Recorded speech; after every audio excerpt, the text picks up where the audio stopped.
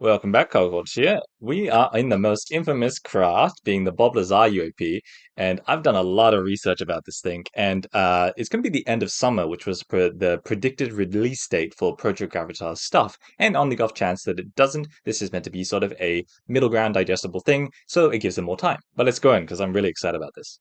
And it's important to state, I'll be stating it a few times, that this whole entire video, as well as a lot of my content, is an exploration of hypotheticals, purely hypotheticals, in a topic where we don't know anything definitive, or at least not as much as we would like.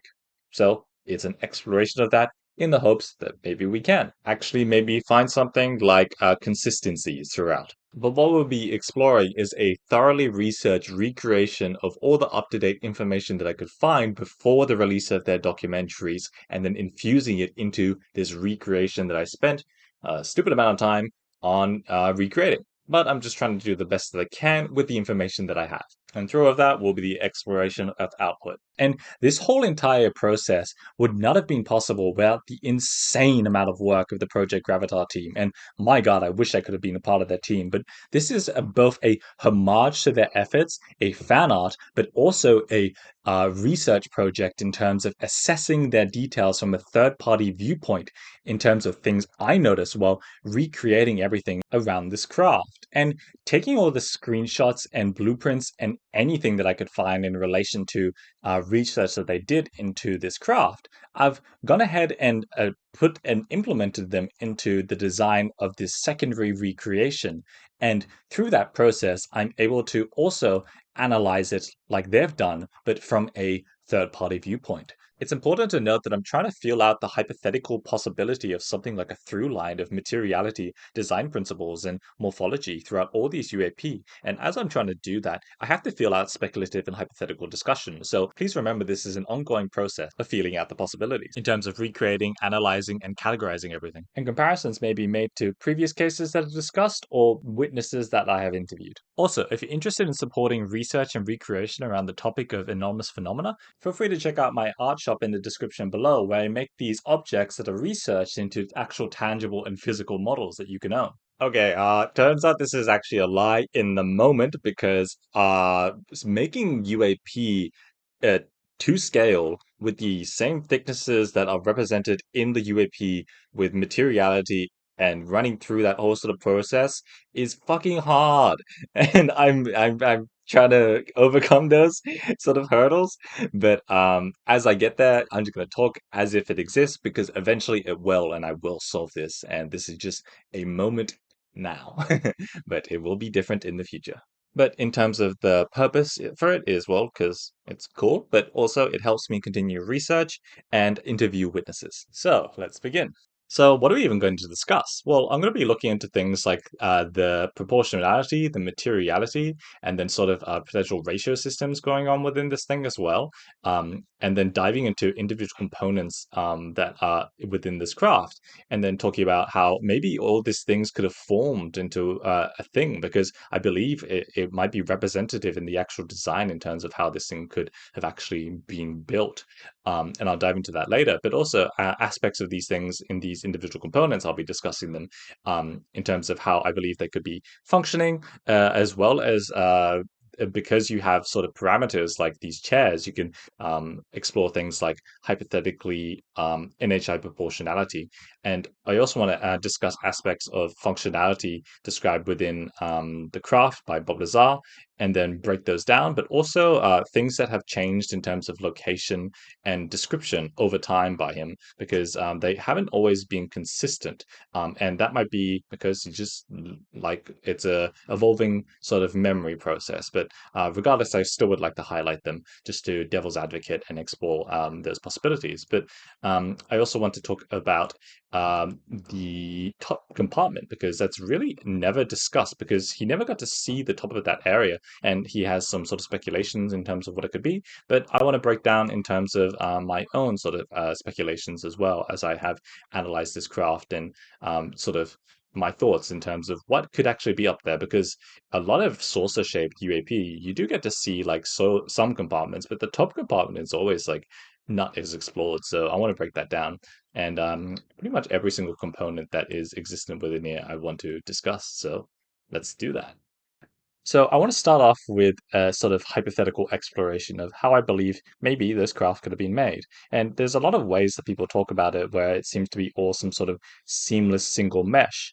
And there are ways to do that, like 3D printing and other such ways, but I want to explore one idea that I had. And basically, if you take this form and then you start flipping it over, 180 degrees, this is the first step to potentially take into creating this craft. Was a little bit sleepy when I recorded this part, but too bad you're gonna have to deal with it. But think about this process like it was a mold or a negative mold when you're filling in something. Could be something entirely different, but I just want to outline the possibility of liquid-based forming.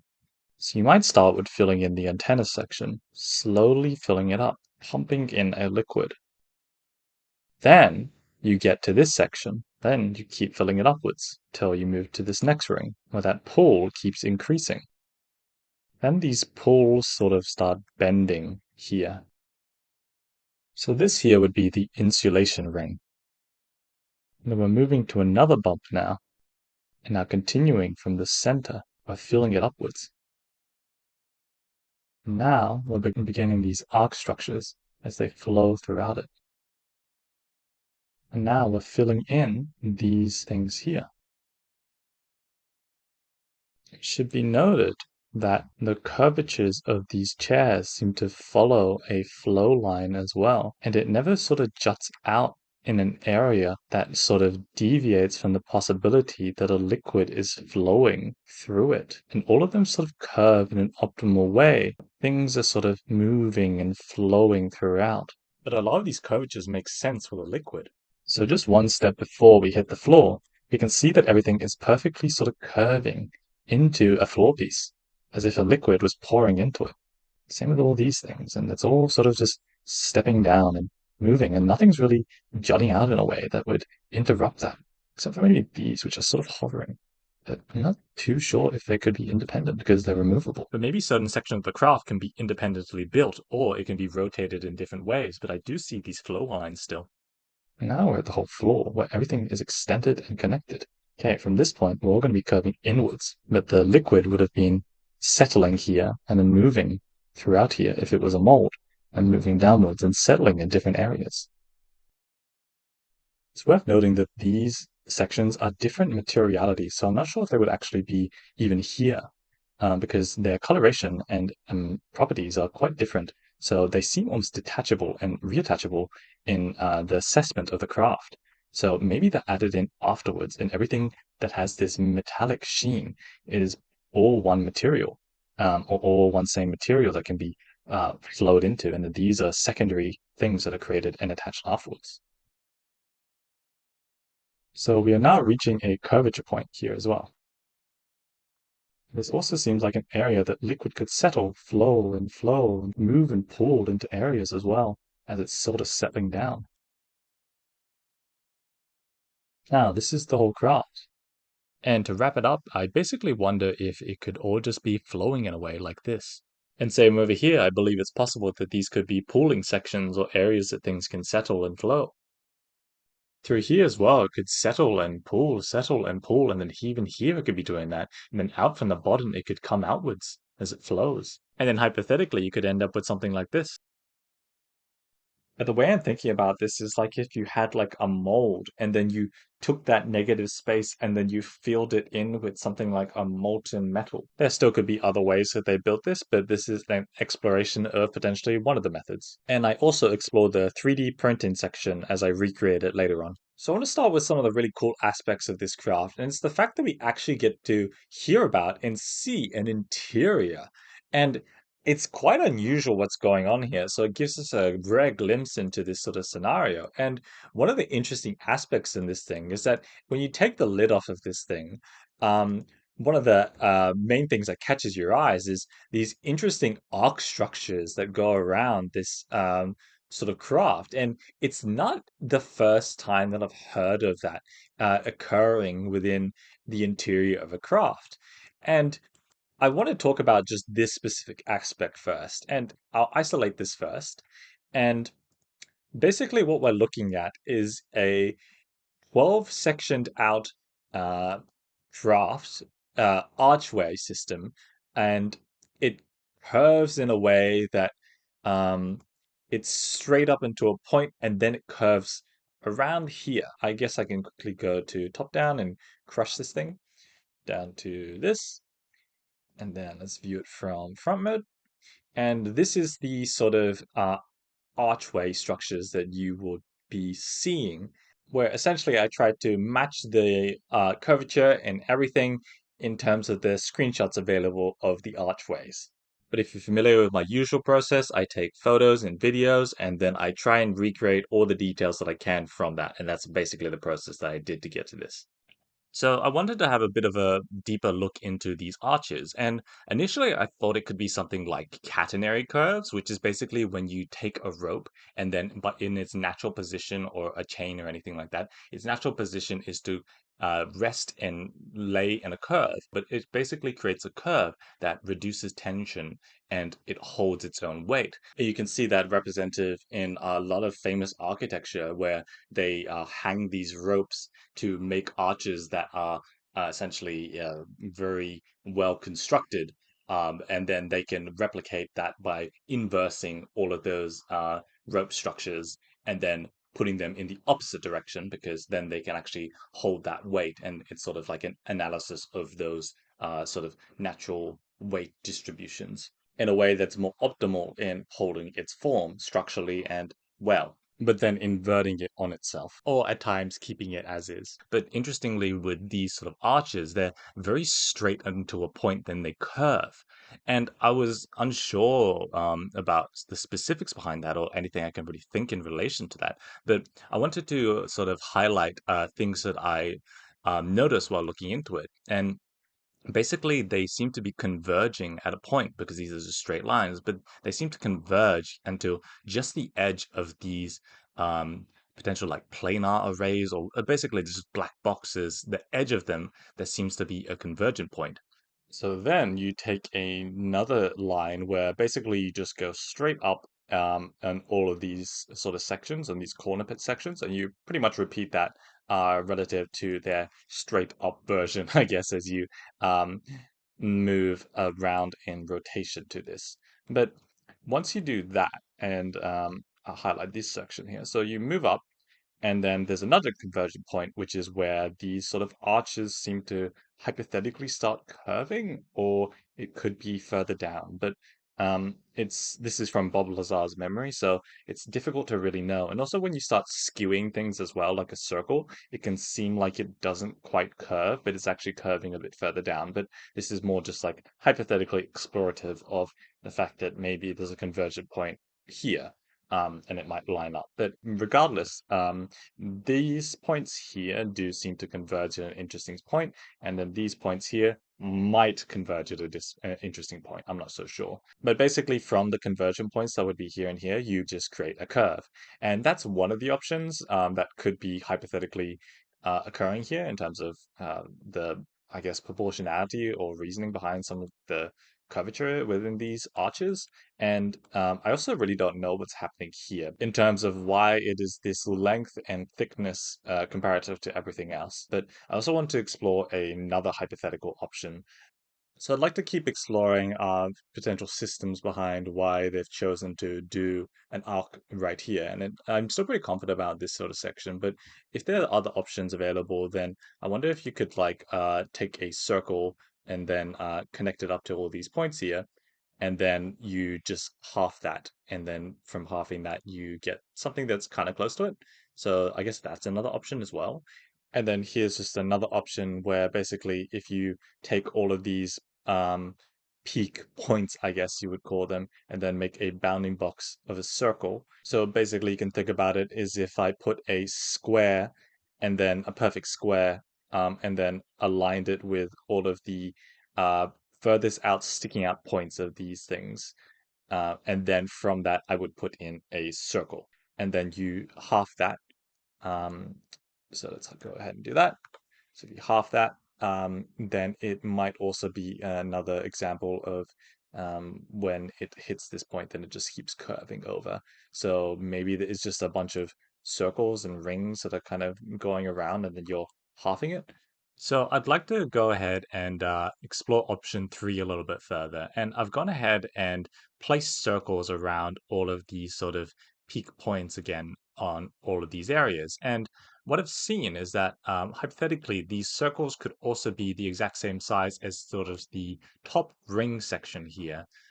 So if we go ahead and look at this craft, it would be here.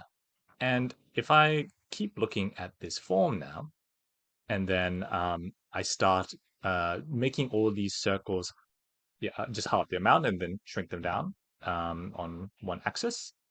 Then I guess it could be something like this kind of form is getting halved. And also, you have to remember that like the thickness of the actual craft might be changing some of these proportions around because um, like one is on the exterior, one is on the interior, and we also have to account for this additional width or thickness to this line. So I still need to figure out what's all that is about. But I want to clearly outline what is going on here. So if you actually grab one of these circles and just highlight that. So if we drag that to, I'll just be loosely doing this. So if you drag it to a midpoint, matches up pretty well. And then if I take these and then times them by 2, they align pretty well here. And then if you times it by 2 again, the thickness of these are changing, of course, but since I'm also increasing the object, but it lines up as well. And then if I instead do it by 3,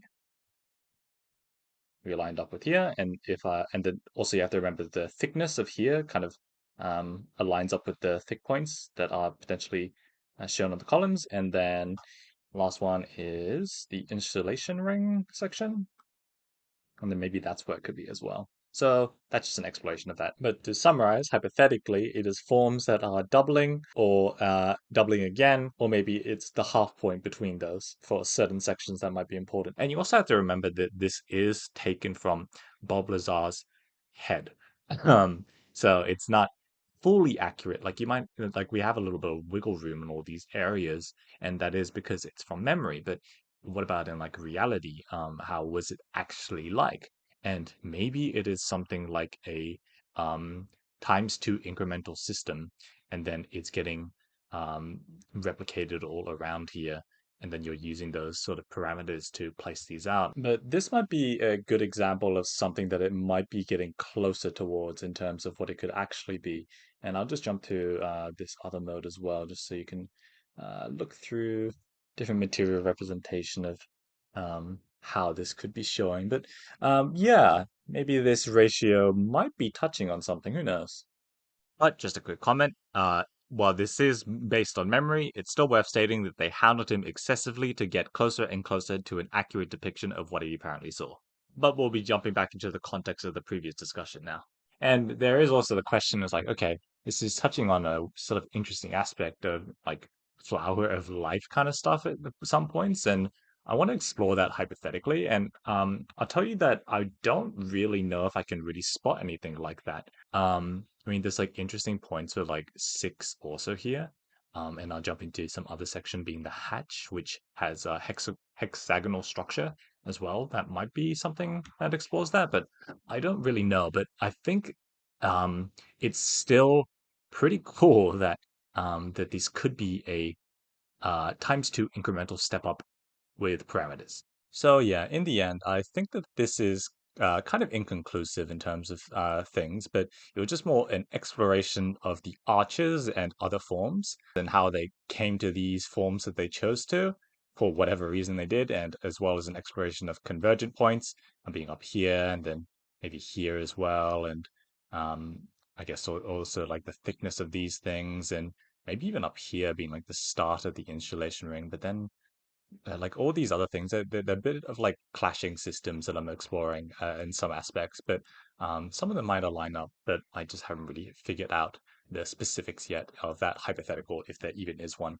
And yeah, once again, pretty inconclusive for now. And in terms again of the 12 cut ratio that was appearing on the archways of this thing, this isn't the first time that we've seen a 12 cut ratio. And if you look back at my previous video, which was in relation to the four UAP that were shot down in early 2023, and one of them was shot down in Yukon, and that UAP there also had 12 cut ratio systems as well.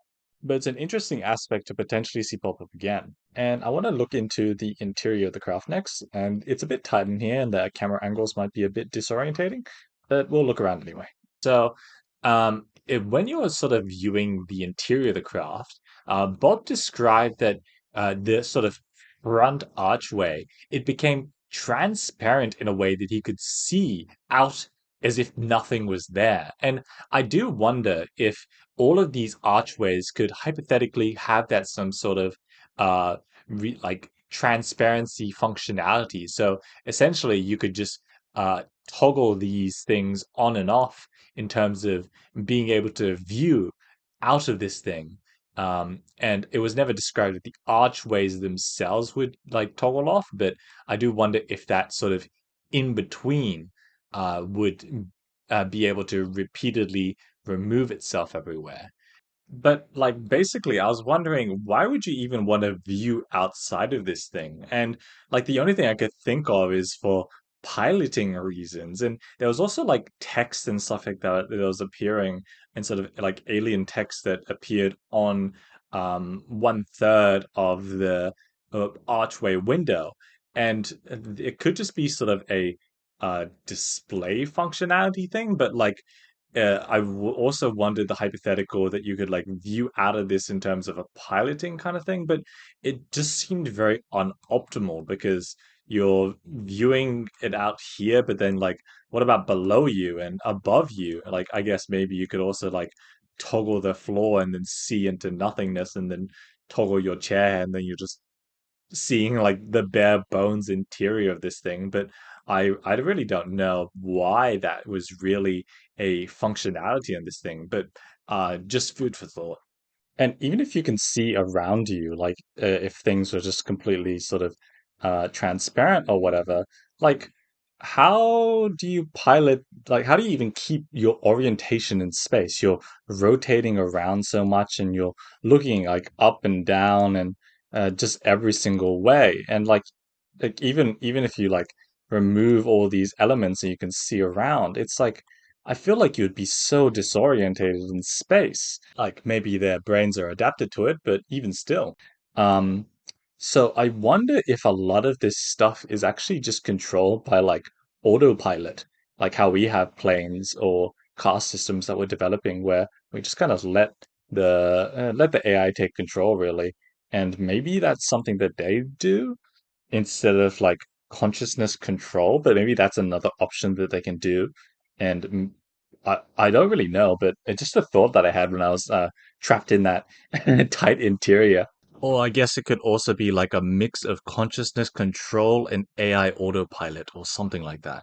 But moving on now, an interesting detail is that this lower compartment is essentially fully only for whatever these amplifiers are used for, which I assume field manipulation or something of the such. And um, in terms of its placement, it's on the last sort of ring section, and the craft, as it's landed, the amplifiers are just pointing straight down, to my knowledge.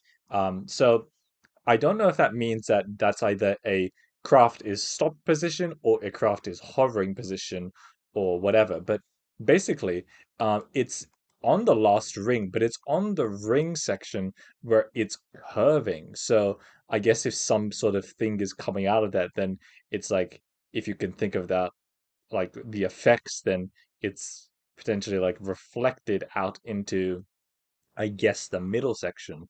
And Bob Lazar himself has talked about different configurations in terms of when you move these amplifiers around, they function and change the, I guess, what would you call it, speed and mode of the craft as it's moving around.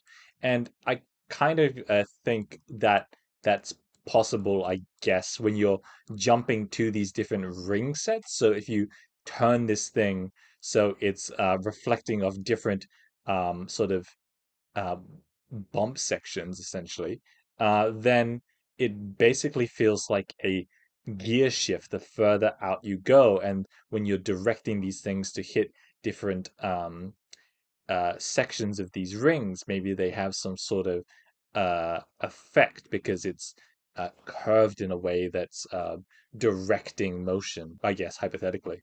And then, sort of like the last ring before it gets to the smoother edge on the far sides, I wonder what that one's for.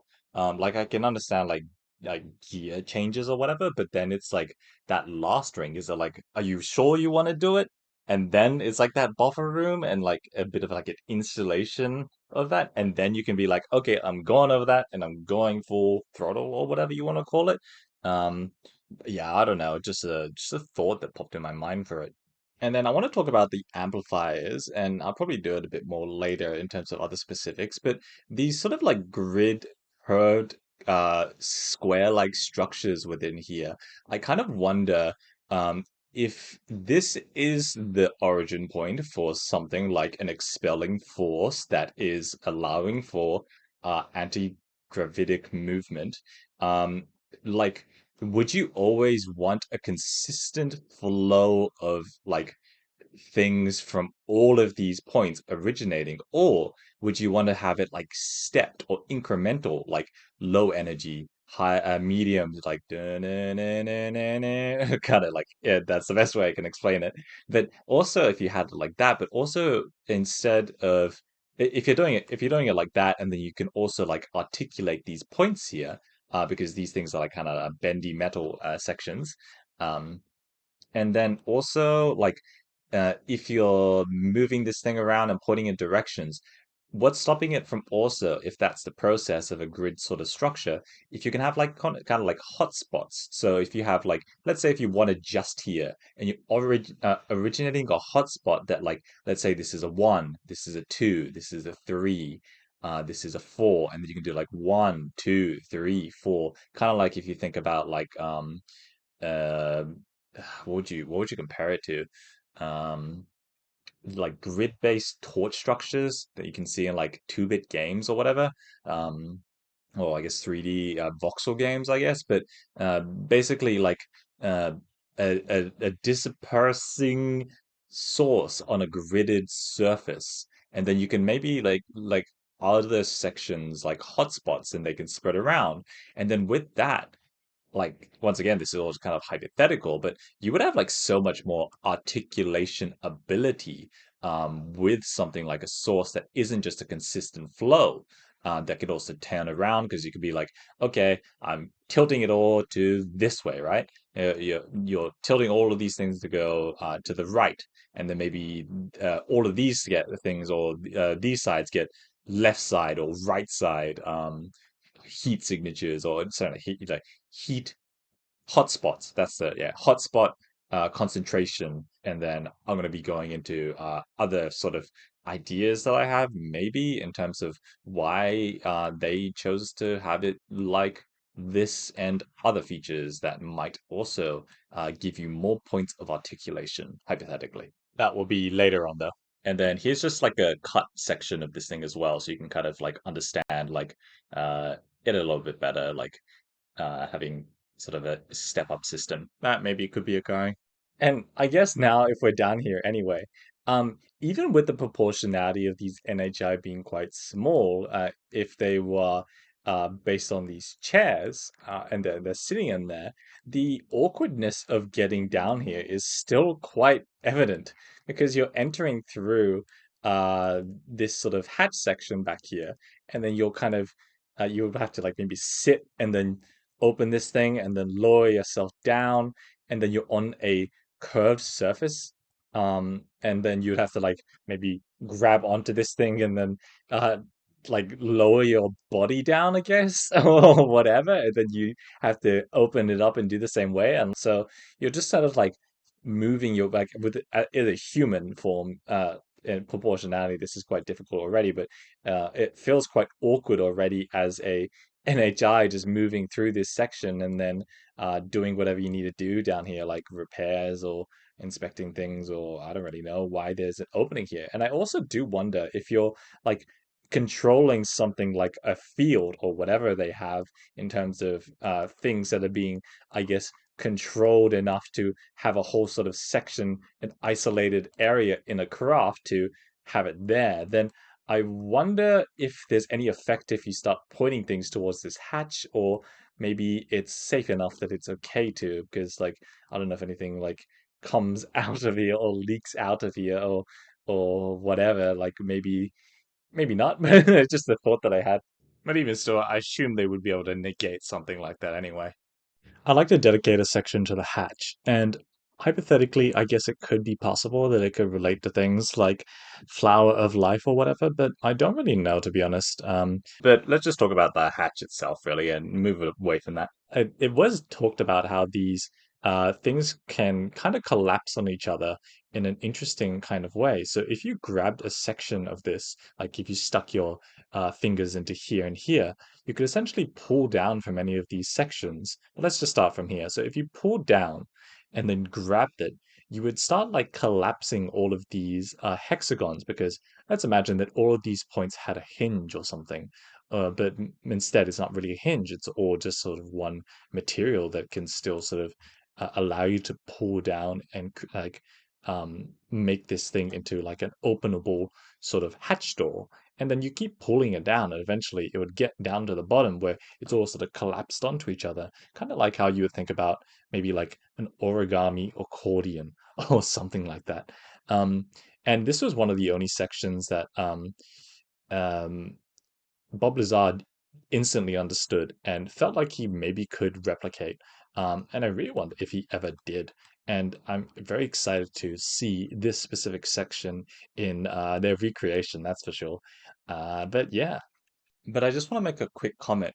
Why would you have the design of something like a flush, flawless, seamless door that presumably existed on the exterior, and then you go to something like a hexagonal hatch um, on the floor, but there's a big contrast in functionality between the two that it just feels odd and out of place. Like, why couldn't they just have a flush thing in the floor that is not obvious? Why does it have to be that? I don't know, but that's it's a bit weird. And if you look at my other research, and I'm going to talk about this a little bit more later on, but the hatch here is in a asymmetrical location, and all of my research so far has been heavily symmetrical objects.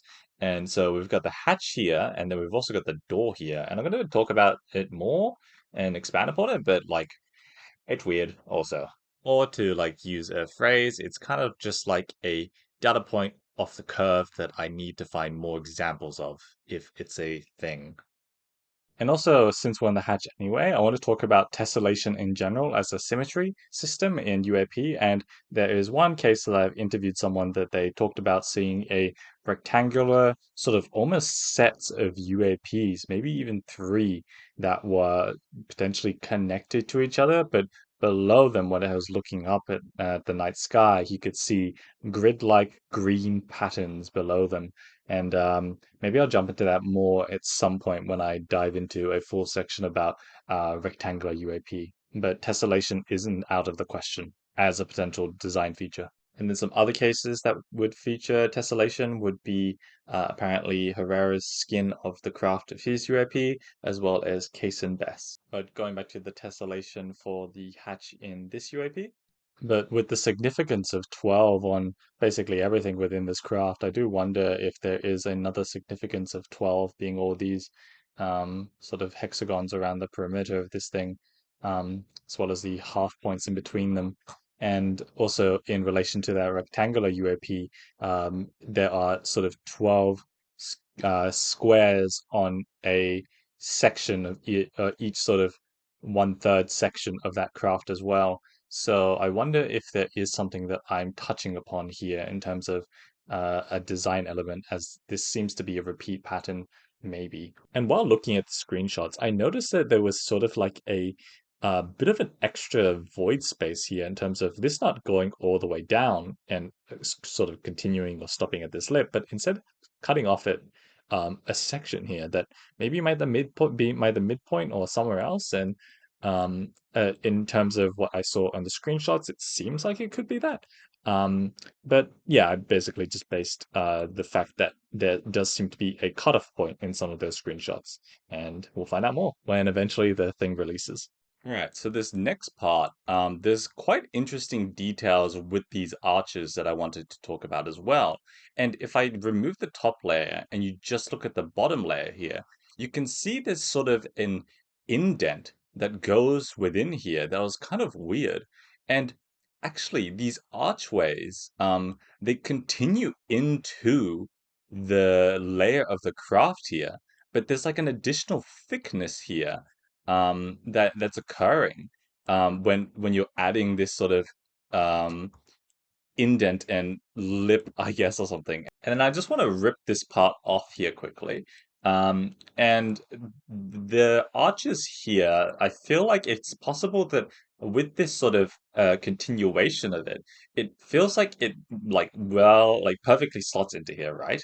But with that, I feel like it's possible that this could be sectioned production. So you would make like kind of some of these forms by themselves. Maybe this thing could be like printed upside down to help with the gravity of these things. And then since these are isolated sort of forms, maybe they would be all individually printed. This thing, I'm not so sure. It's like maybe it could be separate, but it moves up and down. I'll go into that later. Um, but then like you would just slot this into here and whatever sort of welding equivalent or something like that would happen here. And basically, because this thing is a circle, ignore these black things, it's just a glitch right now, but it's symmetrical wherever you sort of spin this thing, wherever you sort of spin this thing, because it's always the same on all angles here. So put that down, and it's the exact same because it's a circle, so it's continuous everywhere, all those features. So section production could be a thing. And maybe this sort of trim line going on here, or indent, sorry, is an identifier of the possibility of something like that happening. Yeah, so I'll go to the cross-section cut so you can see it more obviously, but um, I was wondering if instead of whatever is going on here in terms of if this sort of space that's isolated is purely getting affected by something that allows for anti-gravitic properties, if that is like a container in a way that allows for um, I guess properties like that to occur, or this is actually charging a space in between here. Because I was wondering why is there a lip in general that's occurring in this space, and then why is there like the archways also here? And that could be just like for structural reasons or stuff like that as well. And also when you open one of the hatch doors located around this section, um, basically you can also see that archway that continues into the lower level as well. So it could be structural, but I was also wondering if these things are charging the metal or the space between. Then basically if I think about it in a way where you can like pump energy in different ways, where you could think about this like a tube system. So if you wanted to go this way, for example, maybe you would you do point these in directions and stuff like that. Like so you would point in the opposite direction or the direction you want to head to. And I was wondering if these could be like tubes that are filtered into this thing that are charging in and out. And then I don't know what these are. These could either be sensors or something, but maybe they could be coming out of here as well. So that was just basically a thought that these could be um, like a funnel or something that lets you, if you think about it in a way that like this wouldn't be air, but if you think about if you're pushing air throughout different sections, then it would um, like stream out in different ways, and that sort of force would direct you in different areas. So that was basically a thought I was having in terms of that specific design detail. Also, it's worth stating that Bob Lazar has his own sort of hypotheticals that he's outlined. But alternatively, it could only be coming from the bottom and it's just affecting the space below it and around it, or around the whole thing. Or it could be sort of an outwards, topwards force, or whatever. I'm not so sure. But I'll continue the exploration of a topwards force kind of approach. Remember, purely hypotheticals here, and this is just an exploration because there's connectors of the arches to the bottom, and there's maybe a reason for that. And that made me think about what would happen in the top. So it was theorized that hypothetically, this top section could be just for computers or whatever. It was never accessible, but I was wondering if it was also possible that this sort of things would funnel out of these black box sections. So all of these black box sections, um, or just black sections, are pretty much in the midpoint for all of these archways. So I was wondering if it would go through here and then it would curve outwards and then back out into here, and you could like half cut it or something like that.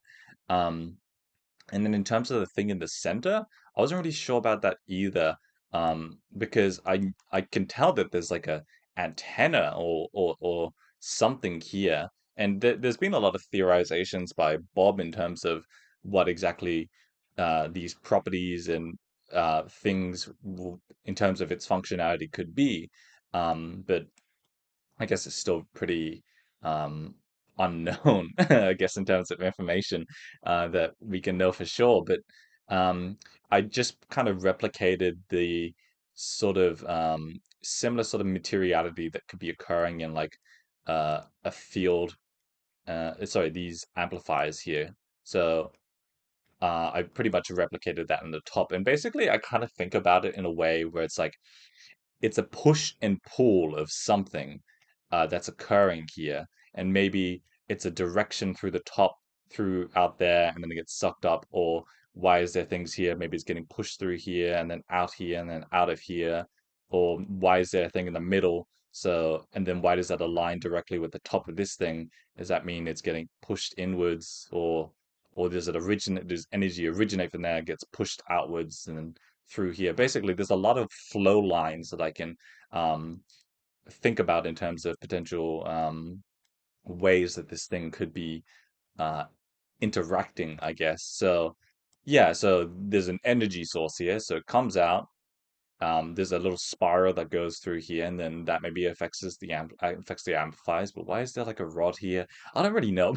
Basically, my mind's just kind of like rattling in a way where it's like there's flow lines occurring. And when I say flow lines, I mean like the flow of potential actions in placement of functional assets. And where do they go? Where do they head? What reacts with what, really, in the hypothetical sense. But these flow lines could be an interesting discussion point. And I don't know if they're just architectural or functional. And I wanted to highlight them. Um, let me what's some stuff again. Whoop, that's awful craft. Oh, we're doing this live, whatever. Um, nope, that's removing everything. Hang on. There we go. Okay, so um, I was thinking that basically these sections might be able to continue into here, and then you might be able to like half cut them or something like that for more fine tuning of movements. Because if I go into X-ray mode, you can see like with these things being sort of in the center of it, if it's flowing through here, maybe it gets cut and sectioned out these ways. And that's why I kind of did that like it is here. And actually, this sort of speculative expansion, this materiality of this thing should be black instead, because of the other details of like things like here, or other external details being black might have to do with the materiality having some sort of functionality to something like force support things. Like you've got these things coming out, and then These are out of here for some reason. Insulation ring or whatever it's labeled as is there as well. This thing as well. Maybe if it's also related to the same sort of thing here, then it might be a support structure for more flow lines of other things. And I'm not so sure. And keep in mind, this top section is never seen. So this is more not like what it would actually look like because I feel like the look of this thing is very different compared to the architecture uh, style of this thing, but more just like it's touching upon like what would the functionality be up there in the scenario that it is controlling of flow lines to the top. Alternatively, these things could be going to here and then just doing its thing down here, and then this thing could be going up and then doing its own thing up here isolated, and then these are representations of a connection of those flow lines out of these ways instead, or something else could be going up here, which I will briefly touch upon, but just keep an eye out for that. And through the entertaining of that hypothetical, I was designing a form that felt like maybe it could support that sort of idea of transferring force from the bottom to the top, or other ways that it could be originating from and spreading. Like if you think about things like a widget in like 3D or whatever, you only need like 3 points of axes to sort of move around and rotate, and you can also like rotate in space as well with other things, but you basically don't need that many points of rotation to be able to have full articulation in a 3D space.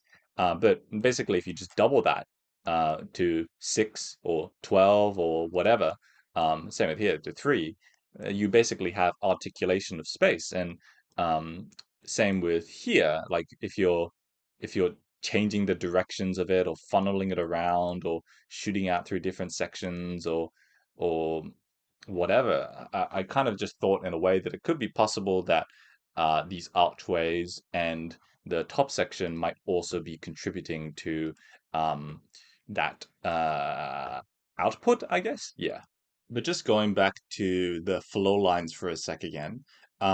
So there is a origin point where the element 115 is reacting in here, and I believe it's um, either going to these amplifier boxes or something, and then that's causing something that allows for this to have a function, additional function, or allows it to work essentially. So I believe that basically I want to highlight potential action or flow lines of functionality essentially that hypothetically could be occurring. So origin point is here, comes out to here in multiple directions. Then these get their functionality in some way that lets them do something, and then they're affecting the space below, or they're affecting the space between, and then that's so through here, then coming out, then here, then out. But then there's also an additional thing here. Why is there a rod affecting the center? And why does that rod thickness really, it's very similar to the top section. So um, that's why I was like, please remember that this top section is purely a theoretical or hypothetical exploration in terms of um, nothing that has been ever discussed or seen, but it was more like, what is up there? Like it's never been discussed before. Why do so many UAP or source of UAP have this sort of thing at the top? And there's been theories and whatever, but just wondering. So basically, so I was wondering if it was pulling something through here that lets element 115 or whatever have its effects, but basically there is um a tubing that lets you once you put it down, the reaction can occur. So there's a funneling of something potentially, or funneling out of something potentially. Um, yeah, man, I don't know, but um, basically there's flow lines of functionality going around somewhere. And basically, why I think about this so much is because there's just a lot of additional thickness going on within all these structures that I don't know if they're just hollow or if they're just fully solid or whatever. And there's just like divots and cuts and like why is this a bit more like indented and outwards? It's like why couldn't it just all be flush? And then what's with these steppings and why is there like a ring here for insulation ring or something like that? That was the theorizing that was occurring. And I mean, like basically, it could all just be occurring down here in terms of anti-gravitic properties, and it's just all like, and then these are just purely structural, and that's about it. But just thoughts I was having in terms of maybe there could be something else happening in terms of not just down here, but it's the whole entire thing kind of flowing and getting affected. And everything could just be basically occurring in one section of the craft, and it doesn't have to leave or leak out of anywhere really to have any effect because you're already affecting space around you in a way by doing stuff within here. Um, but yeah, that could be a factor. And then also, Bob Lazar talked about how this certain section at the top, he theorized that it was dedicated to computing, potentially. And he never got to look up there. So I don't know exactly what was his reasoning behind that, but it was just like, how does this thing function? It's got to have computers, so maybe it's like that's just it. There's computers up there, but then it's also like, what about like those black boxes that are around the exterior of this thing? Like they don't really feel like computing-esque, and they could be like something like sensors that can read around you and stuff like that, like previously touched upon, but I'm not so sure. And if they're cameras or sensors with something like computing up there, then the example does come to mind for that. Okay, we're going to have a quick tangent here, but currently I'm doing an additional study which I'll be making a more refined version in the future. But this is photos of the um, Green Bay UFO. They're quite famous photos, and I've just been trying to assess them. And currently, it's still very much in its preliminary stage. So I'll make a whole video dedicated to this at some point in terms of analysis that I'm doing on it.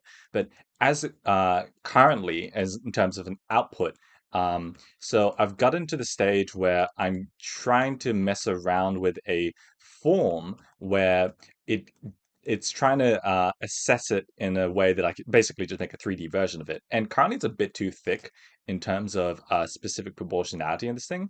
And there's additional details that I'm trying to figure out still in terms of how it's represented in the image and then how I can translate that over to a 3D physical model. And it's just really much like a trial and error.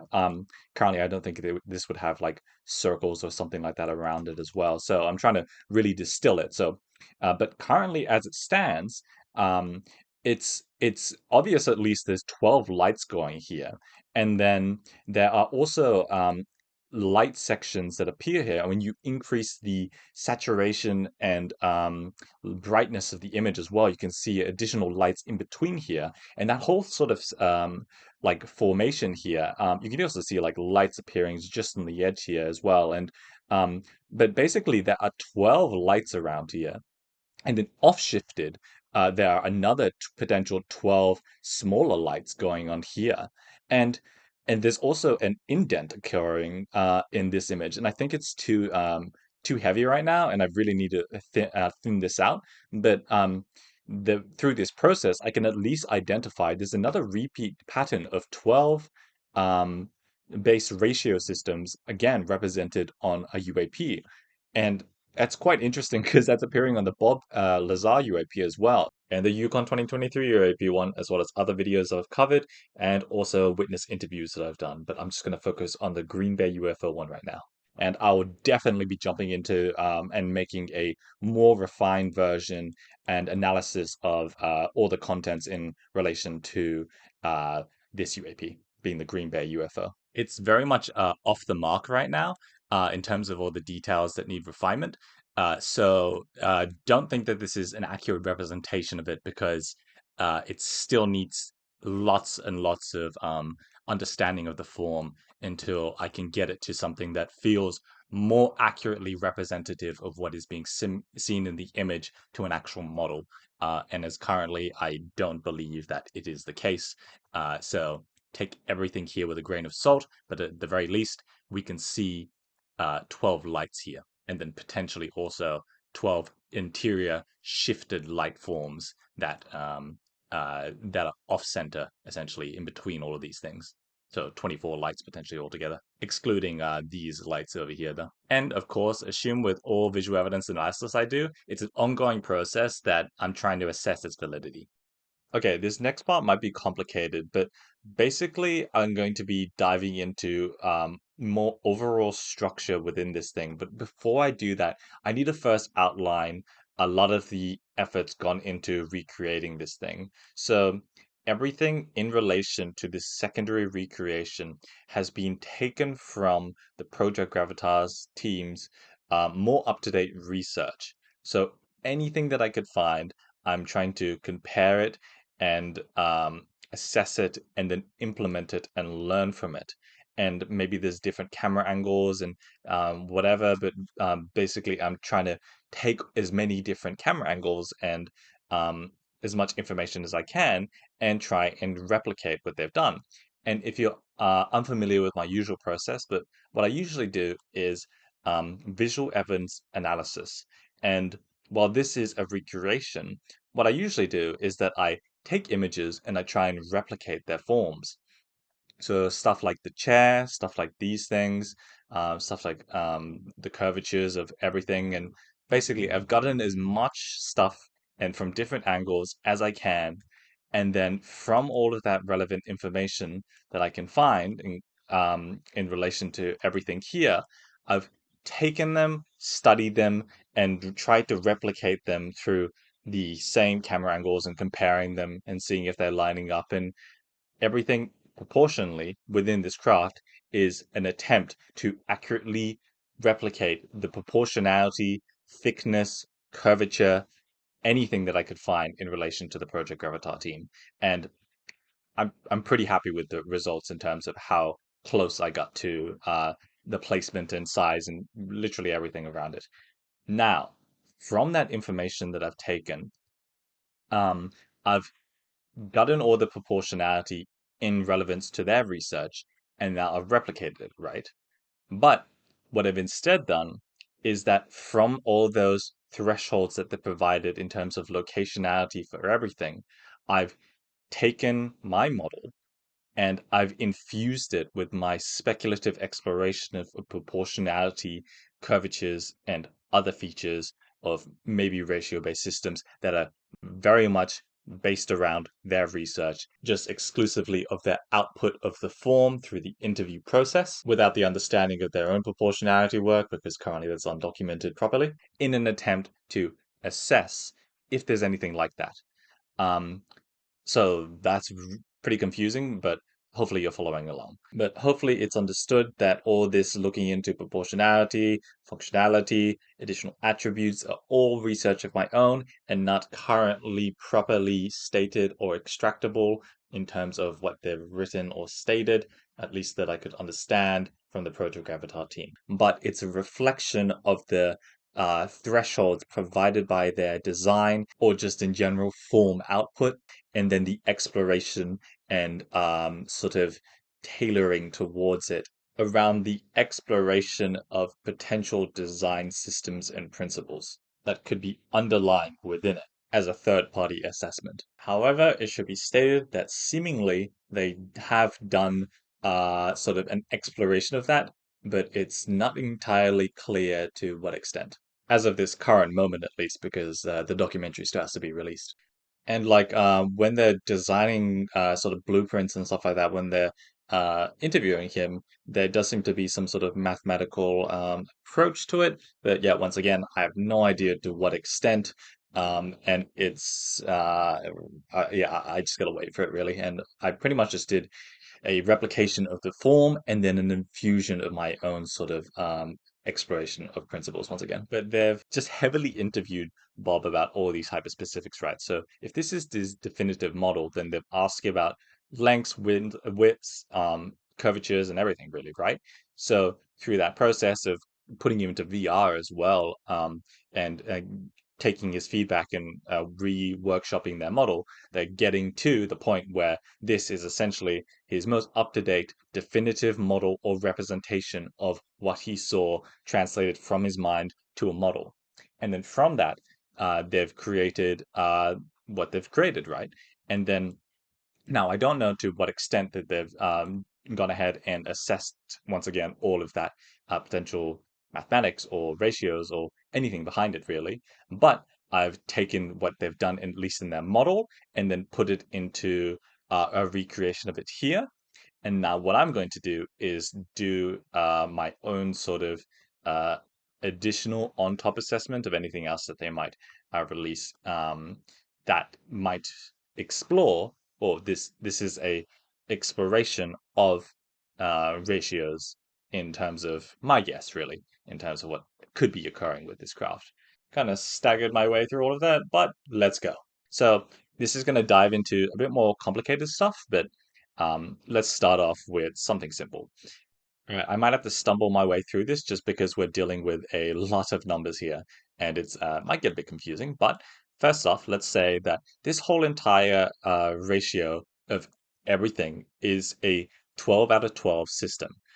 Um, and it can also jump up to increments in between, like instead it could be like 1 out of 12, it could be 1.25 or 1.5 out of 12 or 1.75 out of 12. And basically I could increase that to like a 24 system or a 48 ratio system. But just to keep it simple, I think, is going to be a 12 system. So let's start with this one and say that this whole thing is a 12 out of 12. If we jump to 7 out of 12, we get to the first ring here. And once again, you have to remember that I am matching up everything in relation to the Project Gravitas research. And from those, I'm trying to form match closely to ratio systems. And from that, we have the first ring being 7 out of 12.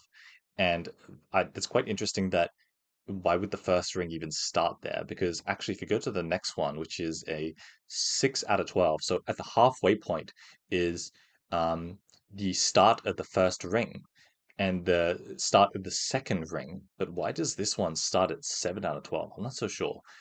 But let's roll back to where we were before. At the halfway point, there seems to be two forms beginning.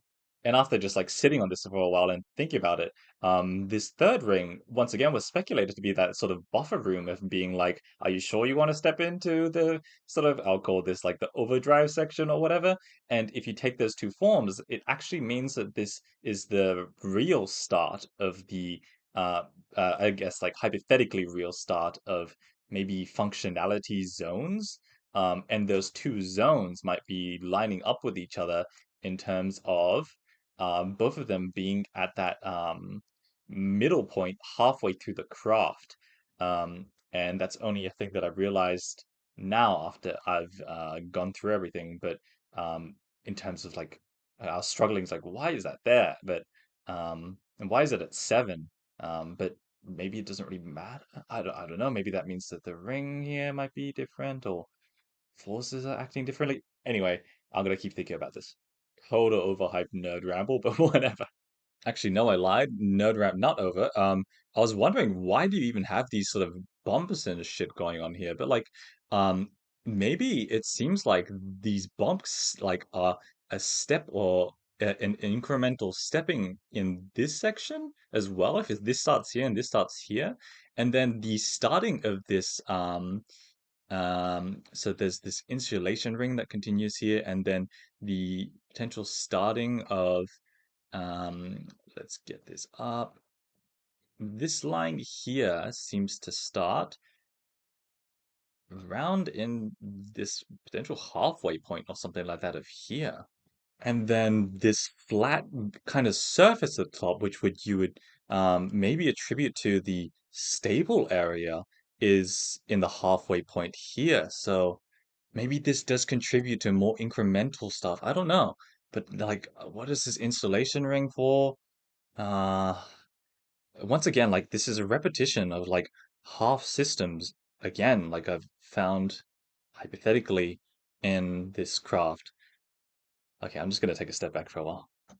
But something like that can really only be a factor if like the top and the bottom have any sort of connections in terms of um, like design parameters or considerations to each other in relative for whatever reason. Um, and we don't know if that's the case, but I guess the whole previous discussion was the entertaining of that. But to take a breather, like once again, exploration of purely hypotheticals without knowing anything definitive. But like I know that I've encountered craft that have um, sort of circumstances of polarizing color in terms of complementary colors, and I don't know if sometimes that outlines something like functionality represented through materiality, or like an aesthetic choice, or just a result of the materiality itself with no sort of inherent meaning in its color. But it's a repeat occurrence that keeps popping up.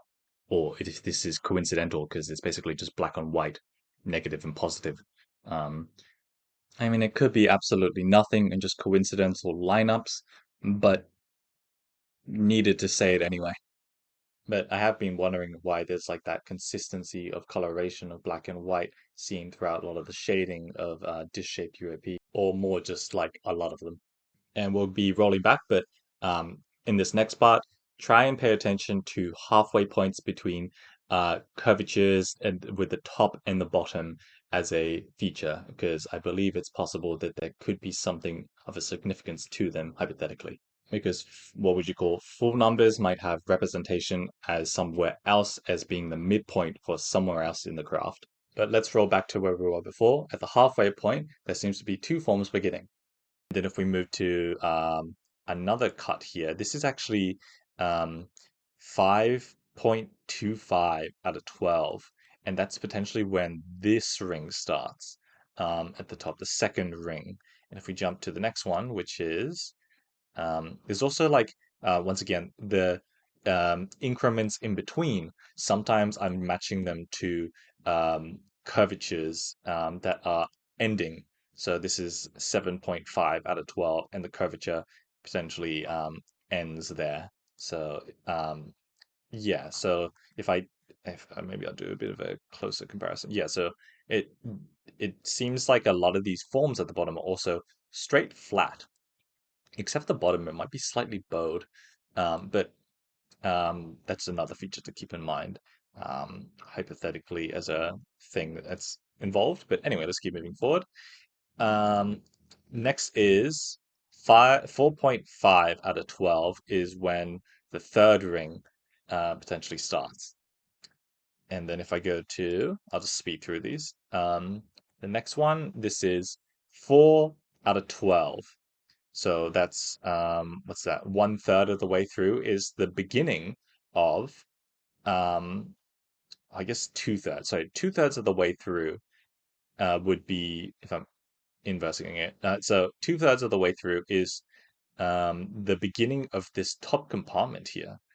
Um, that's quite weird or interesting as well. So if I go to the next section, this is 3.5, sorry, 3.5 out of 12 is potentially when the last ring at the bottom is starting. And then I'm going to jump out of this now, and I'm going to actually start going into the internals of this thing. So if I start, instead of using circles, I'm using um, so this whole time I've been using circles to outline the ratios of all these things as I've been jumping around just for context. But now if I start using triangles in the center here, and like you can still draw a circle around these, but just to make it more easy, I'm going to be talking about these as triangles. And maybe this is a weirder angle. Let's go. It's a bit hard to see what's going on here, but basically, if I start at um, 3 out of 12. So 1/4 of the way through. 3 out of 12 is potentially where these amplifier boxes midpoints are beginning. And then 3.5 out of 12 is potentially where the edge point is beginning in these sections here. And then 2.5 out of 12 is the ending of this section. And then if I go to 1.5 out of 12, so what's that? That is 1/6 of the way through. Um, so 1/6 of the way through is seemingly the middle or potentially the middle of the chair. And then if I go out to the edges as well, maybe at 2 out of 12 is the start of the curvature. And then if I go to 1, it's the other start of the curvature. And then from here, it's 0.5 out of 12, 2.5 out of 12 at the beginning of this thing. And then it just keeps shrinking down for more forms like the beginning of these sections. And yeah, so I think the ones that feel the most sort of interesting, though, is, I mean, all of them are pretty speculative, but still pretty interesting because I am comparing them to the general placement of things and then seeing if they line up. But the half cut ratio that I've seen that a few times before in UAP. Most recently was the Weygandt UAP where you have a half cut ratio going through the trim in the center. And then another one was the 3 out of 12 section. And that was pretty interesting as well. Um, so I hypothetically think it's possible that a lot of these designs within this whole craft seems to be going up in like times two increments as well. So you have three as a significance of a number throughout a lot of this craft. You have three chairs, um, three amplifier bits. You have the three under amplifier bits, and then you also go up to here, and it goes to six. So I think that's it. It's just times two. So then that's another sort of core attributes of sixes. And then you have hexagonal structures, which could be another example of it. Um, and then you go up to 12s being the arc structure everywhere. Um, and then potentially maybe ratio-based systems around it as well. And also the inclusion of the uh, potentially those numbers in significance to ratios. So like the uh, 12 out of 6 or half or whatever here, and then um, 3 out of 12. And yeah, not so sure what to make of it, but remember this is just purely speculative in terms of analysis of the designs as I tried to look at them and compare them to uh, the forms that I could see and assess and their general placement and size and relation to each other and placing them in things that felt appropriate but still aligned with the screenshots available. But I could see it as potentially there in terms of a rule set that could be potentially in there, where it's basically just doing another representation of that sort of times two system or halving system, I guess.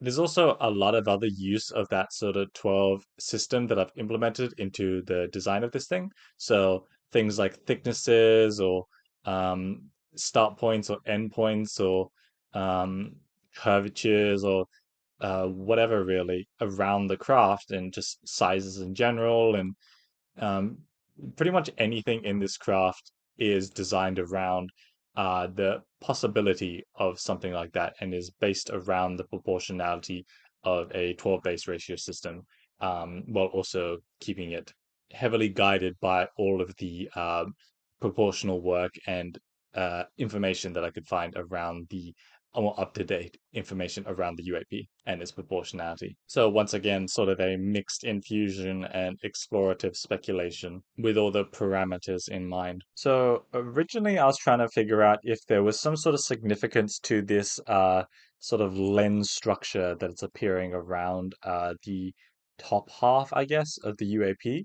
And I tried to do that and by sort of counting out sections and placing spheres, still following a system that I felt like could be implemented into it, following the methods that you would take place to make something like a convex lens. But I think it was inconclusive.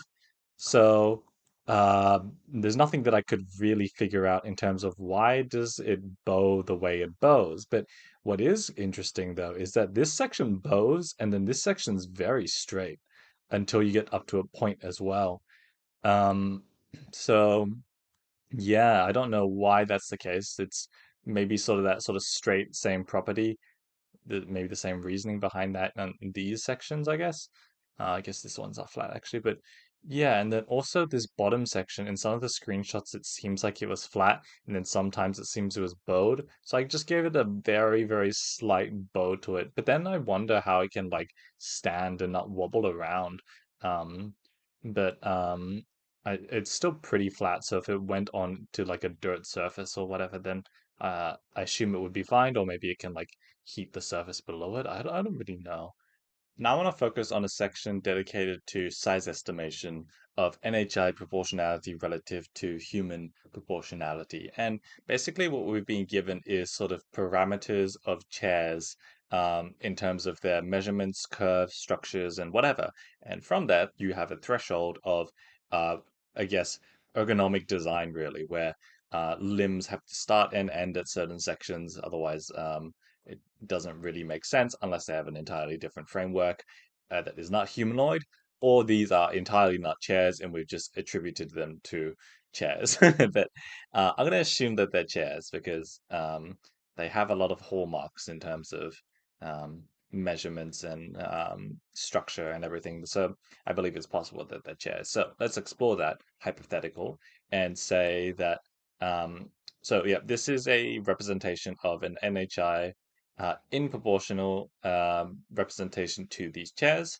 So limbs start and stop and end at basically these curvature points, and resting points are like when he's resting his hands on the chair, they would be around here, and like it goes sort of like resting his back body sort of in the deeper sections of here, if this is form fitting, I guess. And the feet, they would just go a bit down here and then outwards. And then in relation to Bob Lazar, there's a screenshot of when he's inside of the craft in the recreation that they made. And that shows a general outline of how these beings compare to his size, and it's like it almost even looks like it they're barely taller than maybe just from his head to his end of his torso or something like that would be the height. So maybe like half human height, or yeah, something like that. And yeah, what else is there? Also, these chairs, I wonder if they might also have this sort of similar property where this pole and then these poles here, they bend in a way that, well, yeah, they're bending and they're moving around. So I wonder if it's not just like you're sitting on straight hard metal. And like we have straight hard metal chairs and they're pretty comfortable anyway. But I wonder if it's like cushioned or squishy metal. It's a weird thought, but something that I did think about.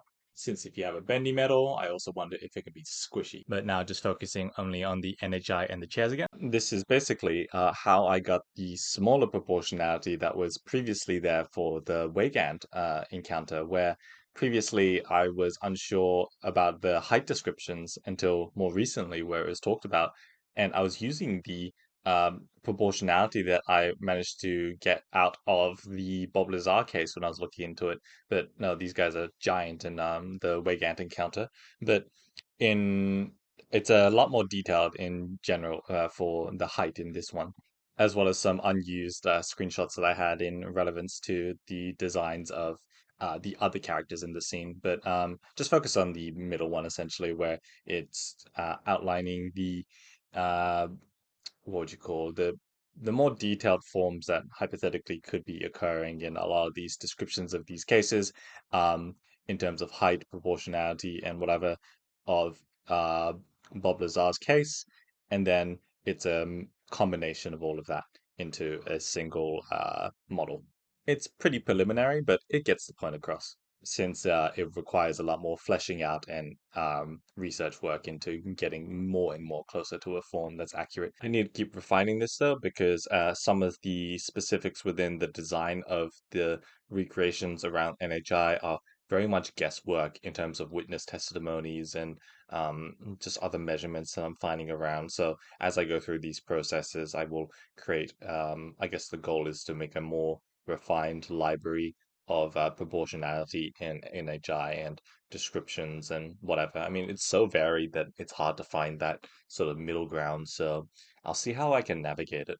But it's an ongoing process, of course, like everything at this point. Sorry about that, guys. It's it takes time, as well as even find out if they're legitimate or not, of course. But just to restate, specifically for this thing, it's very much more like a ballpark estimations and approximations, not really um, enough parameters to put into more accurate depictions or measurements or whatever like that. It's more just like feeling out the possibilities.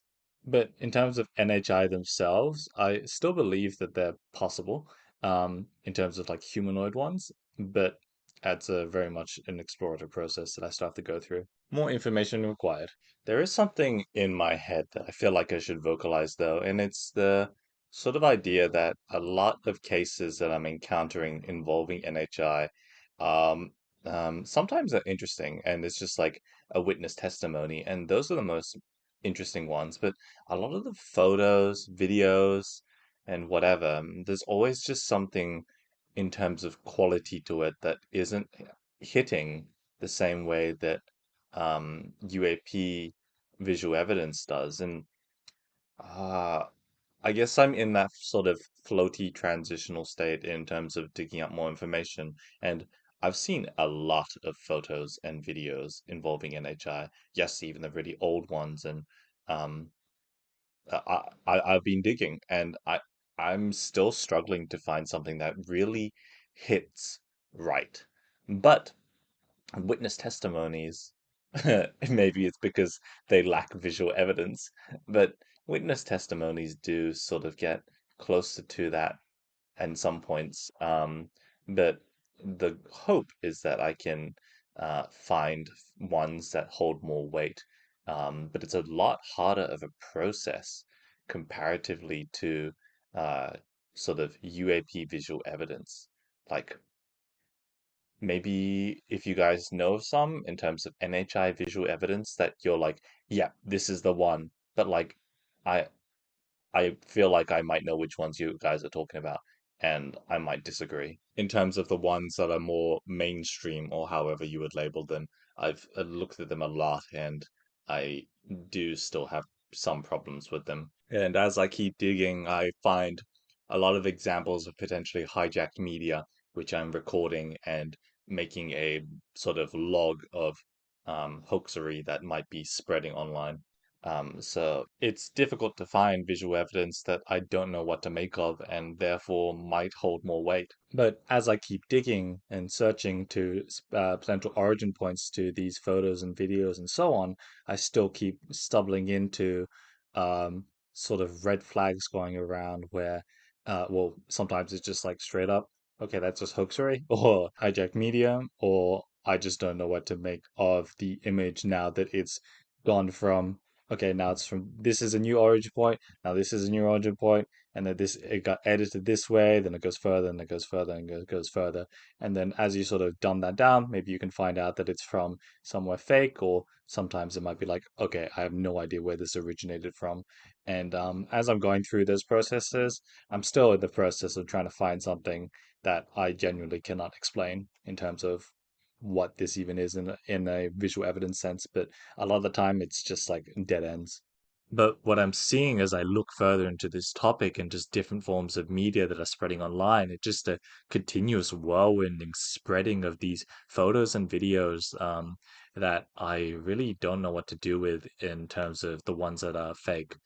I guess the only thing that I can really do is to document them and to maybe make a database at some point. But yeah. However, I can't say that I know anything definitively, and some of them are still interesting, but majority of them just raise an eyebrow. But just jumping back to NHI in general, there are interesting avenues sort of tangential to this topic, which is like, I mean, they're a lot more mundane, but it's like actual life that we're finding outside of our Earth, like on the outside of our spaceships, we're putting stuff like fungus or yeast or other things, and they're staying there. We're finding that tardigrades can live out in space as well, and then we've also seeded the moon with life, being those tardigrades, as well as finding bacteria that can eat metal on our spaceships and stuff like that.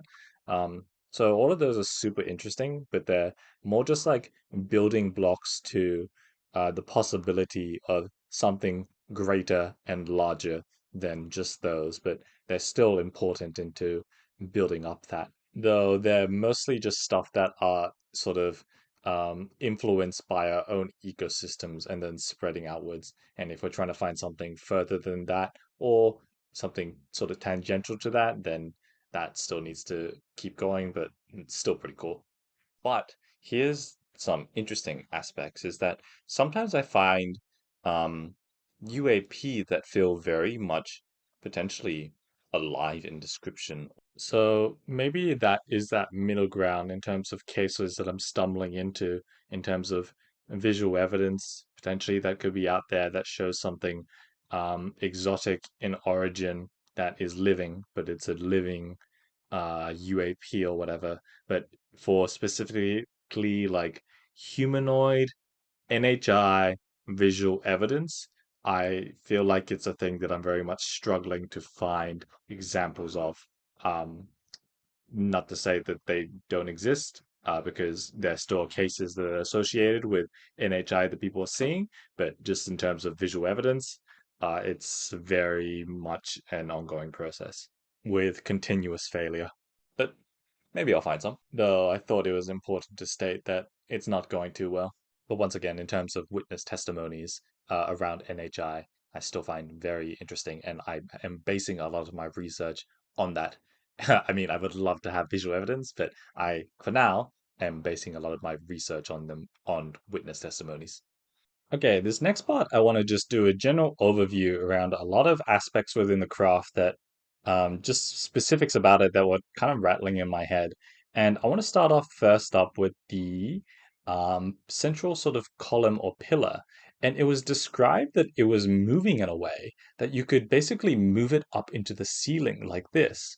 However, when you think about things like telescopes or antenna, you basically have um, I think the word is like concentric rings or something like that. But basically, you have like cylinders that step down in um, sort of thickness, and through that, you can move it in and extend it outwards.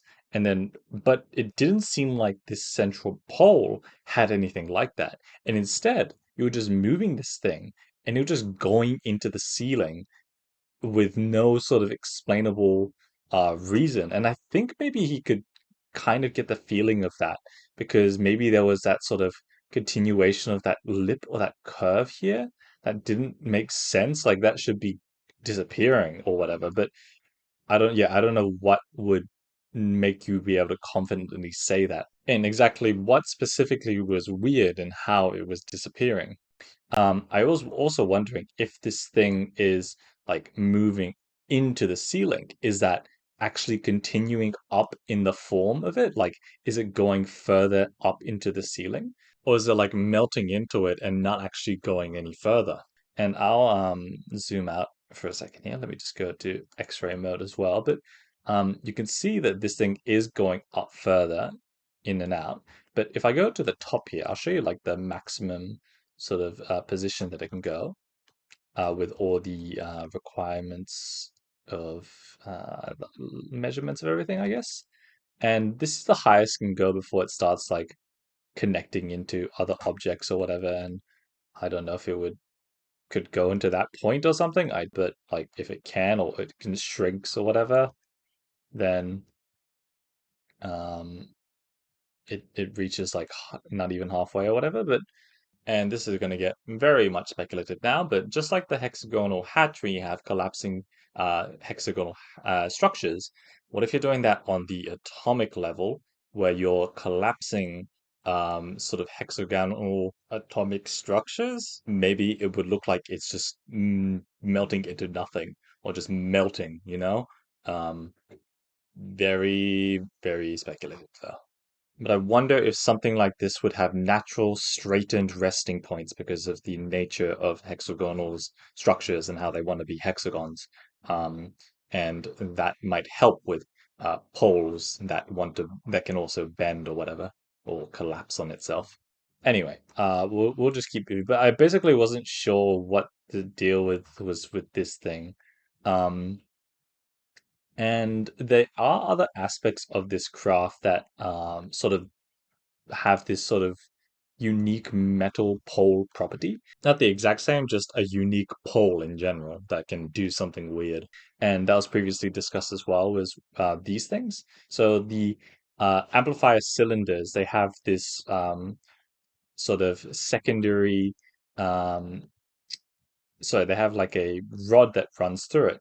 And that goes somewhat deep into the um, actual cylinder, about two of these plates deep, I guess you could say. And then they can bend and move around. So instead of like just going like this way or whatever, it can literally I don't have this thing with a rig or whatever, but it can actually bend these things. So the whole tube is actually bending like a kind of like a straw. You know how like you have the ridged point where you can bend things, but instead of just a flush sort of metal, that it bends. Um, and I do wonder how like deep this rod goes into here. And they have like the cylinders they show, so maybe it does actually go into these amplifier boxes, is what I'm going to be calling them. So yeah, that was something I was unsure about also. But then also when in the recreations, they show that this one here has been cut off around here. You can see sort of a marking around it, but it takes this thing off, and it seems like it's just empty in there. So whatever is happening within this craft, there is, for whatever reason, a requirement potentially for these things to be empty, and maybe like some sort of reaction has to happen here. There's like a coil or something that goes around here and then pokes out. And I don't know if that like then it splits it into multiple areas or something, but then so it doesn't directly power these. For whatever reason, there is a sectioned off box area. And I wonder if that is like a space that's like a requirement to have some sort of isolated space for something to function in here. I don't really know. But going back to the section that's cut, it seems like there's nothing even there. So underneath the section where the box is, it just looks like a flush floor. So I don't think a rod actually goes any further. It just seems like a box that is empty is having something in it. I don't know. Like, what is its purpose? And is anything even running towards it or through it? And then also, like, what's the deal with these plates? There's I think 8 rows. Let me quickly count in here. 1, 2, 3, 4, 5, 6, 7, 8. Yep. And then it goes around potentially um 12. And I don't know if over time um Bob Lazar's counting has changed on these, because it feels like I've seen different sketches where the plate count has changed around, and maybe it's just like just quickly draw it and it's not really thinking about it, and I guess that's the case, but um I have seen that. Um and then what else? Same thing kind of happens with the power source in the center here, actually. So there's like different cut lines that happen um, in this power source. Let me just lift all this stuff. Um, and this element 100 15, 115, whatever. Yeah, like this thing is not always cut up in the way that it is. And it was like 11 or something like that in one of his um drawings, and then it jumps around in number count. But I'm feeling this was more of my own sort of speculative redo, because everything in this craft revolves around like a jumping of numbers. You have 3, 6, 12, and then maybe like 24 or something like that. But I mean, I'll show you some examples or whatever. But like 3 here, 3, and then I guess triangle would be 3, and then 3 amplifiers or whatever here as well. And then 6 would be these sort of black box sections around here as well. Um, and then I guess you get the hexagon hatch as well. That's another representation of 6. And then you have 12, and then maybe 12 again with the representation of the um, ratios, and same with 6. Maybe it's a representation of ratios, and the same with here, representation of 3 with the ratios. And then, so then you have something like a power source, which is 11, which was the account that they had. And I'm not sure. So I, I, I kind of left it up to the possibility that it could be 11 or 12. But in my example, I've given a little more leg room, and I've given it 12. I think that summarizes a lot of it, but I also want to take up some concerns that I have around um, sort of design aspects around this craft in a way that feels a bit like obstructive. And I'll show what I mean. But if you're sitting in this thing, which is maybe a chair, and while you do have like potentially big eyes or whatever, um, it's like you have a big pole in your like right in front of you, and like if you have a finger in front of you, for example, you can kind of cancel that out in your vision. So if the closer you move a finger to your face, you can cancel it out. Same with like your nose, it's in your vision, but your brain cancels it out, and you can only see it when you start paying attention to it. And also if you have maybe an object right in front of you, you can kind of cancel it out. And also if you have wider eyes or wider view span, maybe you can cancel out an object in your mind, kind of um, when you're looking forward or whatever. But if you're sitting here, there's still like a lot of obstructions. Like you've got these chairs here, you got these things here, then you have that screen that's like right here, and then like maybe there's there,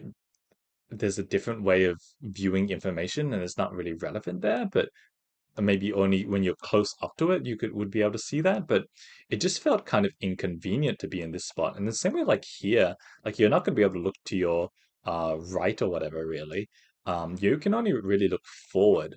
So it felt a bit inconvenient in a lot of these spots. But I guess once again, if it's like autopiloted or something like that, then maybe it's not really an issue. Or maybe you don't need like direct line of sight. It's more just like you have all that scanning data, which is getting sort of transferred into your brain, and then you can pilot it based on that information without having direct line of sight. And we kind of already have that for some technology that we're using. And we'll just jump onto the next point now. So there's a thing that I'm seeing with a lot of these craft that I look into them as well. And I just want to move on from, I guess, this point that I'm having here, and is that UAP, they are really, really symmetrical in terms of all the research I've done so far into looking into other forms. And while I don't know what the internals are, at least exteriorly, they are heavily symmetrical.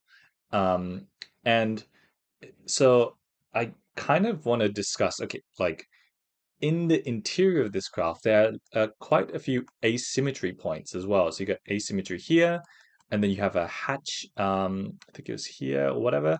And then you also have the screen, which is on the right side. And then the core section, you have components within it, which are left-leaning or other areas that are sort of asymmetrical in form. But heading back to the hatches and the door discussion, and maybe there are multiple hatches around here as well. And then maybe this is like a temporary structure that can open anywhere as well. I don't really know, and it just got locked there. Or maybe this whole sort of let me select some stuff. This whole sort of thing, maybe it can, I don't know if I'll be able to rotate it well, but Basically, maybe this whole thing can rotate around to different locations. I don't know. Um, Sorry, let me lock that back in. But you can kind of see what I'm outlining here. But it just felt like maybe it's just weird to see asymmetry in craft. And like if I think about like the human form, for example, the human form's framework is designed to be very symmetrical, right?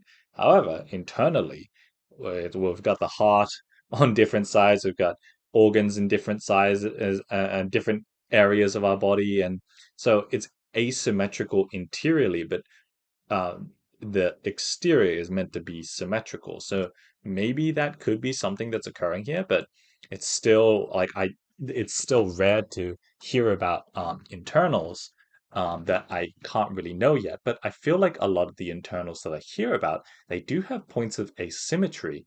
So it's not off the table that that could be the case. But for whatever reason, then the exterior is symmetrical, but the interior isn't. Maybe. Okay, this next part, I feel like I should provide an example, but before we discuss this specific point, but it's basically a test of visual memory. So you're tasked with looking at this UAP. Let's say you're coming into a facility and you're seeing this thing. It's pretty unique in design, so you're kind of taking it all in. You're kind of at this level or whatever, where you can see a lot of the details, and from further away, you can make out some of the details as well, and more specifics will be found as we have the documentary that will release of it. But um, let's zoom into this interior. So with this interior, now you're going into here and looking at all the details in here as well. And it's pretty bizarre what you're seeing. You're seeing arches, you're seeing bumps, you're seeing curves, you're seeing how everything sort of molds together, and like these chairs, and there's like a really weirdness about them that you record in your head as well. And you see this pole in the center with a spear underneath it. And as you're taking all this information in, also another task that you have is to figure out some of the components within this craft as well. So as you're doing that, let's jump over to the dissectable model. So you're taking this whole thing apart and you're listing out all these attributes that exist within the craft. Now, you're here for extended period of time, not too long, but enough to absorb your surroundings. And like, if you're just walking around and day to day, you maybe don't take in everything, every single detail or whatever. But if you're in the vicinity of something for an extended period of time, as well as going into it, and as well as it being completely out of design, that you're paying attention to detail, you're going to be absorbing it really. So if you're looking at this main thing, which is a reactor that you're going to be interacting with, I want you to try and remember the sort of design details or silhouette of this thing.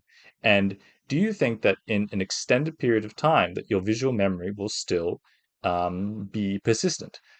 And so I'm just going to fade to black now, and let's just imagine that time has passed. You're it's taken a while, and you're trying to redraw this thing now. Um, and I guess maybe it's not always your active duty to just remember the details of all this thing. Your time is passing, you're doing your own stuff and whatever. So take that all into account in terms of this mental simulation, I guess, of this scenario is going in place. Okay, now let's say a couple years later, you're now redrawing the components of this craft. And do you think that you would remember what the central component that you working with? Um, do you think that you could remember the exact silhouette after that extended period of time? So I'm going to provide some examples on screen in terms of hypothetical lineups in terms of what could have been there, and pick the ones that you feel is closest. Now, looking at those examples, I'm going to tell you that the one where the tube connects to the middle is the correct one, apparently, with his definitive model. But if we look at a lot of his other previous discussions, drawings, and whatever, it's jumping all over the place. And like, I found it a bit weird because if something is directly in the center, you don't really like shifted around so much, I would feel it's like tube goes in center. That's it, really. It's not at the way the bottom and then at way the top. So I found that kind of odd of a detail. And then also outside of that as well. So that's a pretty important point. But actually, I'll just really touch upon that a bit more. It's just like maybe it was just lapses in judgment, and like I don't throw out this whole entire thing out the window. I just want to be devil's advocating all of the details within this thing, um mm, because I'm looking at his previous depictions and whatever, also in his earliest sort of descriptions of it, and they do seem to change around a bit. And same thing does seem to happen with also the ring structure drawings that he does, um, where sometimes it has more, sometimes it has less, um, and just the proportionality of it changes around. And once again, I don't know if that's just because he's just. Uh, I feel like it could be possible that it just because he's quickly scratching it out and he's not really thinking about the exact sort of bumps or whatever. But then other times it feels like it's jumping around a bit too much. But I guess I just found it a bizarre detail because as I chat with a lot of these witnesses and just assessing their visual memory and chatting with them about all these specific details, and some of these people have seen things like 30, 20, or 10 or 5 or whatever years ago, right? And a lot of them are just like pretty solid with their visual recounting of things as well still. Because like when you're witnessing something so bizarre, your brain wants to take in those details, um, because it wants to try and understand what the hell that thing was, right? And like Bob Lazar himself, he has recounted a lot of those details, but um, like when I chat with these witnesses, they can recount it very accurately, and there's not so much like changing of description so much as I chat with them. It's just like, yeah, it was like this. But like, let's provide some scenarios here where it's like, okay, when I chat with witnesses, they're usually describing forms of an exterior that are very simplistic. And those sort of descriptions are of things that are pretty basic shapes with not too much additional detail within them. And then I guess when you're also viewing something like the interior, like while these shapes exteriorly are quite simple, in specifically for disc-shaped UAP, there's a lot more complexity in a lot of the forms comparatively, a lot of the time at least. Um, and when you're in the interior, um, it's quite simplistic still. Like you have the chairs, you got the boxes, and you just got the pole in the center, and there's basically it's like you feel like you could probably be able to recount that quite visually in your head.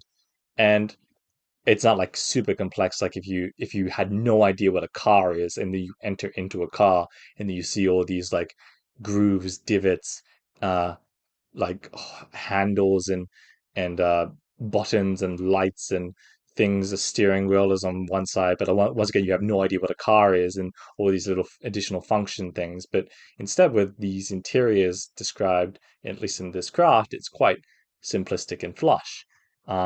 So there's not too much sort of complexities in the forms, and a lot of the consistencies are throughout. Like you got the curves, you got the simplistic shapes. The only things that are quite weird is maybe like the central pieces, with the chairs and the core. So that complexity starts increasing when you get to the center, and also maybe with the amplifiers that are moving around below with the sort of um, bronze-like coloration paneling in them as well. But anyway, let's just talk about the central thing, and like I I see I feel like if I was looking at that and if a witness saw that, they would probably not have too much difficulty with just saying like tube goes here.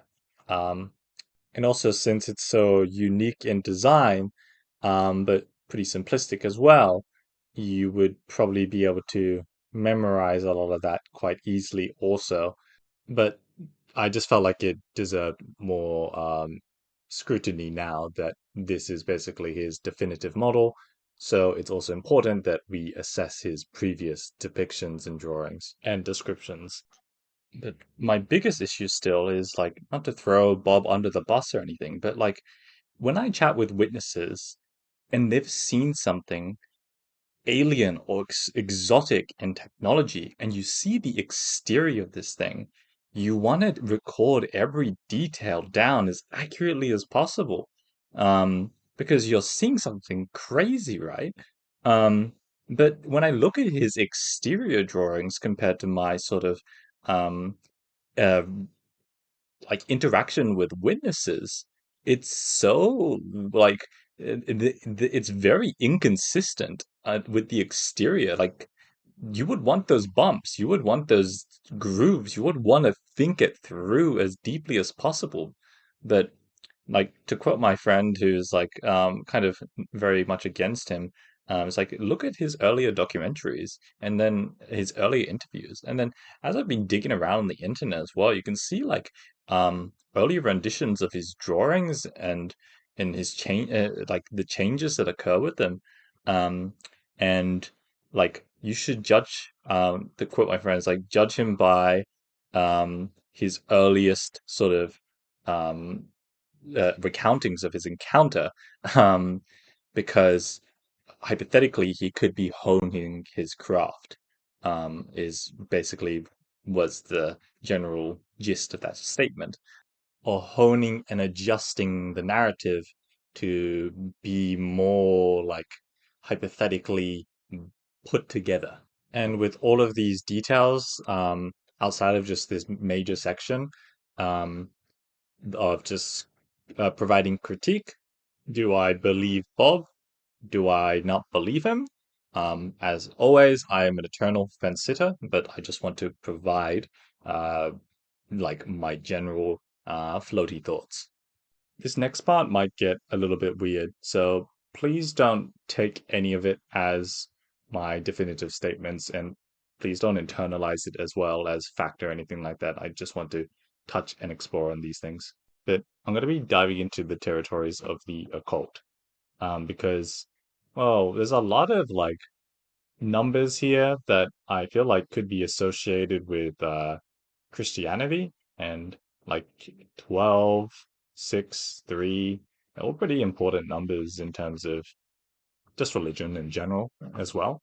But I was wondering, there's also like an importance of 3, and that's pretty like integral to Christianity as well. Then 12 around here as well. Then I forgot to also mention that if you look down the barrel of the amplifier head, it has like a 12 grid structure around it, which does make me also think about like if it could interact with like the archway structures through something like that as well with those hotspot sort of things I was talking about before. But anyway, I'll keep moving on. And then maybe like 7 being the safety buffer ring and location. So I was like, well, might as well explore it.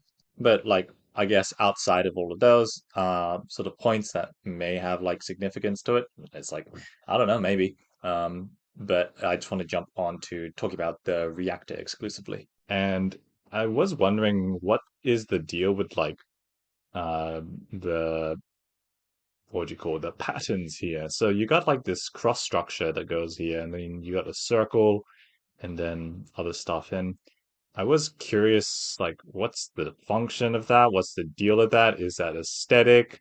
Why would you even have that?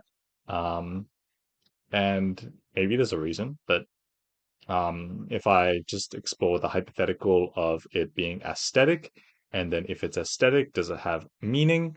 And if that meaning, maybe it is um, something embedded with whatever, I don't know. But in the sense that it hypothetically could be something like religious, or I have no idea. But if it is, do these symbols mean anything in Christianity?